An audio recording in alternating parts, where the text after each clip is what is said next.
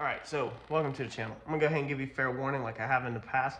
This video, we're duplicating the piece that we built last week. So if you've seen last week's videos, we're doing the same thing all over again. This video is gonna be more talking, a little bit explaining about making the part symmetrical, the challenges that I went through. So if you're not interested in hearing all that, go ahead and click the exit button, whichever one it is, the X, whatever it is. And I'll catch you in the next video. For everybody else, let's dive right in. Same thing on this side as the other side. We gotta make sure that this piece is gonna line up. You can see it needs to be pulled out just a little. I'm pretty sure when we welded this, it kind of sucked that in like that a little, so I need to bend that out a little.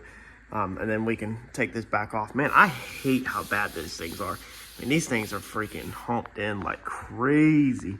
They're flat out there, or closer to flat, and it's a lot of filler on this one. But where we cut these and had to roll these out, man, it's rough. But my plan is to weld them solid, lay them upside down, use the air hammer, basically hammer and dolly, and beat this area back outwards. I beat this out last weekend because that was starting to get crazy low, and then we'll have to straighten these lines out. This line's right here on the body is pretty good, but this fender, you can see how bad it dips. But we'll be able to get it all out before we're done. But all we care about right now is just getting this piece where it lines up out, because the outer edge of this, like this fender right here, it can't roll in or out like that because it's welded down the side. So this line is going to stay the same no matter how we hammer and dolly it. All right, so let's mute this real fast. Watching, I got this old house on. How many of y'all watch this old house or all the home improvement stuff? I've been watching a lot of that, letting it play just in the background. It's better background noise than anything else, I feel like, right now. So the outer corner of our panel to our frame rail, remember, our frame rail is perfect. Basically, our frame rail is our chassis table. If you're new and you're just joining in, back up a handful of videos and I'll explain why our frame rails are chassis tables and how they're actually longer than they're supposed to be, and they're going to get cut. So all of our measurements are done off of our two main frame rails because they are perfect. They are the foundation for this build. So measuring from our frame rails to the outermost point, this side is a ½ an inch out more than that side over there. All right, so I have spent a lot of time today. I feel like today is just going to be a get done what we got done and then figure out. I feel like it's going to take a whole weekend just to figure out what to do for next weekend. We did everything we could in the cut process to make sure everything is right. We don't want to go messing with this corner too much, because then we have to match our wheel quarters, flares, whatever you want to call them, to this curve. If we go to cut our wheel quarters, if we have to move this end piece right here, all right, so if we have to come and move this end piece, and we have to move it like that, if we have to go through here and cut this again and move that, then that's going to move this. So basically, if the points are like this, if you bring the thumb in, then the pinky goes up. So if you swing that in, that goes up. This right here cannot move because it is mated to these pieces, which are mated to the front of the quarter. So the height of this can't move at all. If we need to do anything, we'll have to make another additional cut downwards. If it won't bend, it'll probably bend in place though, honestly. We were can't talk. We were blowed out ½ an inch that way. So I took a ratchet strap and secured it to my piece right here, and we now have this piece measuring the exact same off the frame rails, left to right. So that side, this side is measuring the exact same. When we close the door, I've already closed the door, all of our sides are still correct, because you have to be careful if you go changing stuff around after you've already fit stuff up, and you can mess it up. But all of our body lines are still the exact same of where they were at. Now they need a little massaging in certain areas, but we're maintaining the exact same to where we're at. Now we're trusting our frame rails because, again, back up a handful of videos, and our frame rails is our chassis table, so we're trusting them to be accurate. But now what I have discovered is that my down pieces right here that hang down, they're off by just a little bit.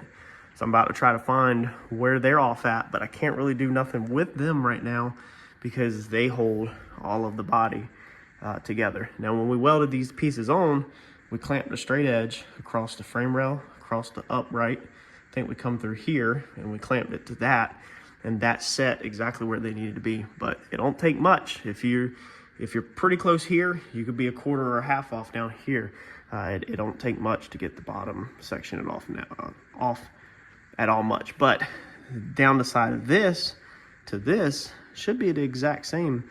So I'm gonna put a straight edge on that and check that real fast, because what I'm trying to determine is this piece right here. Being I don't really have nothing to go off of down there, I'm trying to determine where this gets set at, because I want to match it off of that. So originally I was just going to measure the distance from this to this edge, which was 2 inches. But if this is in the wrong spot, then you can't measure. Let me pull a straight edge and check what this says to the frame rail real fast, and then I can make my decision up of where we go. So pulling a straight edge with the level down the frame rail, let me move this level, you can see that our edge is pretty much right there with the frame rail. So straight down the frame rail, the inside edge of the flat piece is parallel. So on the other side, we just need to make sure that this distance is the same, which spots that upper body line up there. There's body line right here, okay? If this distance is the same, then that will put that in the same spot down the straight edge. So I'm gonna clamp the straight edge to the other, I'm turned all around. I'm gonna clamp the straight edge to the other frame rail on the other side and find this location, and then I can work inwards. All right, so this standoff, this piece right here, well, this one is straight with the frame rail. So we're touching on the inside. All right, running straight down the frame rail. And then this piece over here, if we do the same thing, we're actually gonna be at this hole that's in the metal. So that's how much it's gonna be off. It took me a second to find this. Okay. So you can see how it pretty much lines up with inside that little hole, the 1/8 inch hole. So the distance that this leg is off is the distance between the outside of that hole and that leg, which is very minor. I really think I've gave myself a headache from making sure all of this stuff is precise. Basically, the distance from our brake line on this one is 1 3/4 inches to our reference point, and on that side is 2 inches. So it's 1/4 inch off. My reference point is gonna be like that, going straight to that, and then to the outer line, 1 3/4 inches. This outside, that's gonna be the same edge brake. And what we're referencing to is this one right here. We're trying to figure out where this edge goes on this side so that everything looks symmetrical inside here. And then when you exit that out, or you exit, how do you say that? It's not exit like we're exiting the building. When you exit, when you put an X, you measure an X. When you measure an X, it hopefully is really close to the same. So this was our piece from the other side. We had wrote inner floor on it. It was upside down. It went in like that. So if you're bringing the template to this side, you would flip it to keep the inner on there. I don't know if you'll be able to see this, but dude, look, all that patience of measuring it, making sure everything's right. And we are freaking on the money back there in the back.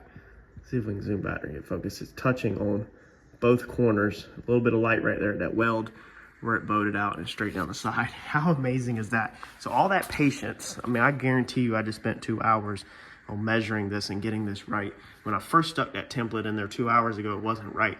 And so that's where I was like, okay, well, what's different? Because I'd love to keep this right if possible. And that's where I started finding the 1/2 inch. And then that's where I found this piece to be off, what's that, 1/8 or 1/4? Probably like an 1/8 on that side, or 1/4 something.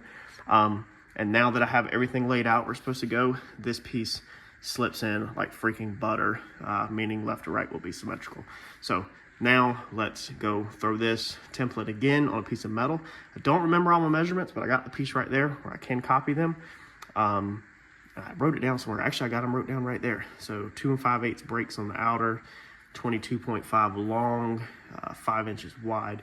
So yeah, since we're copying this, we literally just copy it upside down. So let's go draw this out on some metal, man. And we hopefully can at least, I'd like to go ahead and get this thing bent up and cut and put in place, because it's hard to stop what I'm doing where I know all my little imaginary references are, and then go a whole nother week and then come back out here next weekend and then have to spend an hour or 30 minutes trying to figure out where I was at exactly. All right, so we got that box done. It's pretty cool. It's definitely, I could say doing it now, you know, if I got to reflect to you that the second side, you're going to spend your time verifying that it's symmetrical from the first time. The first side, you don't really got to worry about symmetrical, kind of put it where it needs to be. And then you're going to figure out how to make the piece that you're making. Second side, you're going to spend your time making sure it's symmetrical to the first side, and then you're going to breeze right through actually making it because you've already designed it. So yeah, that's good. We are dead on zero on a level. We are uptight in the back where we can do all the spot welds. We are where we can weld them pieces together. The only thing that's different, which I guess is overall length. I swear that one was like measured out 21.5 after it got cut back. Cut this one at 21.5.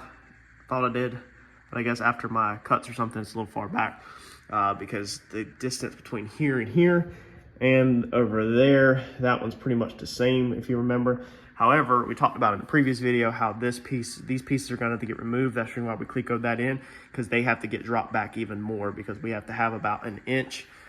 This is the frame. This is not the body of the car. So we have to have about an inch between the frame and the body of the car, at least the sheet metal, so that the body can come on and off. And it's going to have to get cut back to whatever the inch is. But of course, we'll measure that way forward so that the trunk section is all the same and not worry so much about this. And if we need to adjust this later, we can. But that's not going to be for this weekend. That's going to be it for this weekend. A little bit of progress made. And if you're asking why I put the bends in the end, honestly, I just did it. I knew it was going to have to be cut back. I talked about it in the previous video on that side and explained it then too. So that's the other side box done. I think next weekend, if we can go get some more metal, we need to get some big pieces of sheet metal, and we should be able to move on to honestly cutting in this section right here. Remember in the previous videos how we talked about cutting this in to where it goes to this box and it matches the radius of the tire so that we can get ready to start our floor structure and our tubs and all that. I think that's where we're going to go next, is getting this center set in, these boxes welding in, and what that will do is that will, from here down to here and back, that will create this structure where it can't move. It can no longer swing out like this or anything because we will box all of this in next weekend. So I'm not going to touch this. This is joy of working at the home garage. Nobody messes with it all week. I can leave everything set, ratchet straps and everything, and then start right back next week on boxing that in. And once we get that boxed in, man, then we can start back on the frame. We can start back taking our frame out the backside, putting our supports in it, and then we can jump up there, do our floor supports in some of it, and we can start working towards knowing where our floor is going to be at and setting airbag mounts. Sorry, this video is kind of more talking. This weekend, it just literally was more about, I need to explain it in case somebody is trying to learn also, versus, you know, just setting up camera and basically literally duplicating the last video. We do all the same time lapses, we do all the same shots, basically building the same exact piece. The videos are going to look the same. So we got to add a little bit of different to it and decide more explaining.